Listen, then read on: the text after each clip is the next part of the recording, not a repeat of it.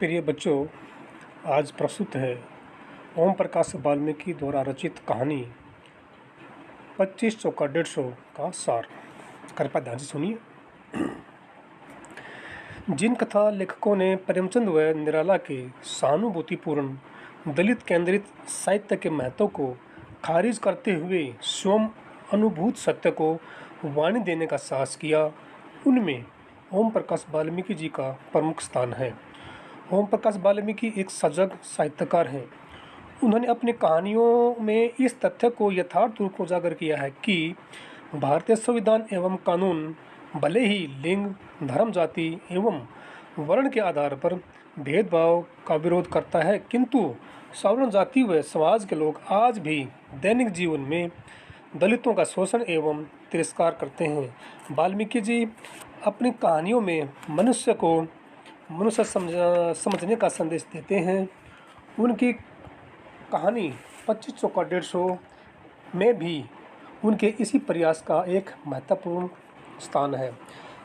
प्रस्तुत है इस कहानी का मुख्य सार। 25 चौका 150 शीर्षक का नायक सुदीप दलित एवं गरीब परिवार से संबंध रखता है। उसे बचपन में अत्यंत कटु परिस्थितियों का सामना करना पड़ता है। कदम कदम पर उसे दलित होने के कारण शरणों के तिरस्कार को भाजन बनना पड़ता है। उसे अपनी शिक्षा प्राप्ति के लंबे समय के पश्चात सरकारी नौकरी मिलती है। जिस दिन उसे पहला वेतन मिलता है, वह दिन उसके जीवन का अत्यंत महत्वपूर्ण दिन था। वह अपने प्रथम वेतन के रुपए अपने माता पिता को देना चाहता था, इसलिए वह नगर से गांव को जाने वाली बस में चढ़ जाता है।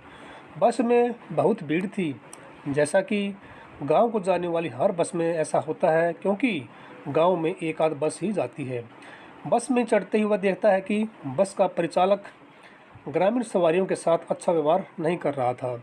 कंडक्टर के कड़क एवं ऊंचे स्वर के सामने गांव के लोग दबी जुबान से ही बोल रहे थे।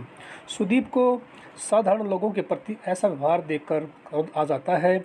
उसे लगता है कि मानो कोई उसके शरीर पर आरी चला रहा हो।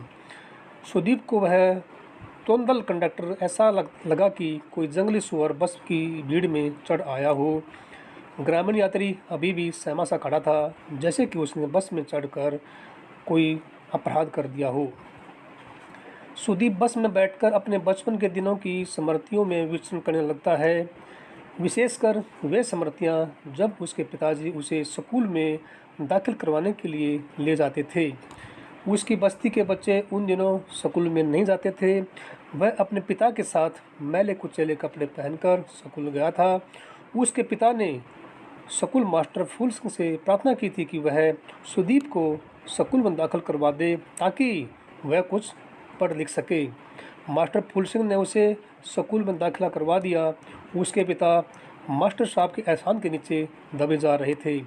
सुदीप पढ़ने में होशियार निकला। दूसरी कक्षा तक आते आते उसका नाम स्कूल के अच्छे विद्यार्थियों में गिना जाने लगा। गणित विषय में तो सुदीप को विशेष महारत हासिल थी। चौथी कक्षा को पढ़ाने वाले मास्टर शिवनारायण भी सुदीप से प्रभावित हुए थे। उन्होंने उसे 25 का पहाड़ा याद करने को दिया था। वह घर पर ऊंचे स्वर में 25 का पहाड़ा रट रहा था कि तभी उसके पिताजी बाहर से आ गए। वे सुदीप को इस प्रकार मनोयोग से पहाड़े याद करते देखकर बहुत खुश हुए। जैसे सुदीप ने 25 चौका 100 कहा, उसके पिता ने उसे टोकते हुए कहा, नहीं बेटे, 25 चौका 150 नहीं, 25 चौका 100 नहीं, 25 चौका 150। उन्होंने यह पूरे आत्मविश्वास के साथ कहा था। सुदीप ने उन्हें कई बार समझाया, पर वे नहीं माने और तर्क देते हुए कहा कि चौधरी साहब भी 25 चौका 150 ही बताते थे, किताब में भी गलत लिखा हुआ हो सकता है। तब उन्होंने बताया कि एक बार उसकी माँ बीमार पड़ गई थी। उसके इलाज के लिए गांव के चौधरी से 100 रुपये उधार लिए थे। पत्नी के ठीक होने पर जब सुदीप के पिता कई महीनों के पश्चात चौधरी साहब से मिलने और उधार के लिए धन्यवाद करने के लिए गए, तो चौधरी साहब ने कहा था कि 100 रुपये पर 25 रुपये ब्याज के हिसाब से 4 महीने के 150 रुपये हो गए। अब कुल रकम में से 20 रुपये कम कर देता हूँ, शेष 120 रुपये दे देना। इस प्रकार सुदीप का पिता 25 चौका 150 ही समझता रहा, किंतु शिवनारायण मास्टर के पिता बड़े मिसर जी को एक दिला नहीं छोड़ते तथा कर्जदारों से बेघर अलग लेते हैं। सुदीप ने स्कूल में भी 25 चौका 150 ही बताया तो मास्टर शिवनारायण उस पर नाराज़ हो गए। उन्होंने यहाँ तक कह डाला, साले तुम लोगों को चाहे कितना ही सिखाओ पढ़ाओ, रहोगे वहीं के वहीं, दिमाग में कूड़ा करकट भरा है। सुदीप ने 25 चौका 100 कहते हुए एक सांस में पूरा पढ़ा सुना दिया। उस दिन के बाद उसके मन में एक उलझन सी पैदा हो गई। उसके मन में मास्टर जी, पिताजी व चौधरी साहब सभी की बातों को लेकर एक बवंडर सा उठने लगा। उसके बाल मन में इस घटना को लेकर एक ग्रंथि बन गई थी। जैसे जैसे वह बड़ा होता गया वैसे वैसे ये सभी प्रश्न उसके मन को कुरेदते हुए और अपने उत्तर की मांग करते रहे। बस गांव के समीप पहुंच गई थी। गति अवरोध पर बस में झटका लगा तो सुदीप विचारों की दुनिया में से वास्तविकता में आ गया। बस से उतर कर वह घर की ओर चल पड़ा।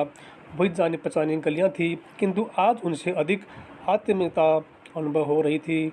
घर पहुंचने पर वह पिताजी व माताजी से बहुत ही प्रेम व आदर से मिला। सुदीप ने वेतन के रुपये पिताजी के हाथ पर रखकर उसके चरण स्पर्श किए। वे बहुत ही गदगद हो उठे और उसकी माता को पुकार कर रुपये उसे दे दिए। उसने रुपये आंचल में रखे और सुदीप को गले से लगा लिया। सब खुश थे, किंतु उसके मन में एक खलबली सी मची हुई थी। वह चुप हो गया। उसे चुप देखकर उसके पिता ने उसकी चुप्पी का कारण पूछा। उसने कुछ नहीं कहा, केवल 25-25 रुपयों की 4 ढेरियाँ लगा दी और कहा कि इन रुपयों को गिनकर बताइए कि ये कुल कितने हुए। चारों ढेरियों के रुपयों को गिनकर उसने बताया कि 25 चौका 100 होते हैं। सुदीप के पिता की आंखों के सामने 30-35 वर्ष पुरानी घटना साकार हो उठती है। उस समय उनके हृदय में अतीत जलने लगा था। वे 30-35 वर्षों से जिस चौधरी का गुणगान करते नहीं थकते थे, आज उसका असली रूप उनके सामने आ गया था। उसके मन में चौधरी के प्रति एक अजीब सी वितृष्णा समा गई थी। उनके मन में चले जाने की पीड़ा गहराने लगी थी। उन्हें आंसू पूछते हुए रुपये सुदीप को लौटा दिए थे। उनके हृदय में एक टीस उठी और मानो वे कह रही हों, कीड़े पड़ेंगे चौधरी, कोई पानी देने वाला भी नहीं बचेगा। धन्यवाद।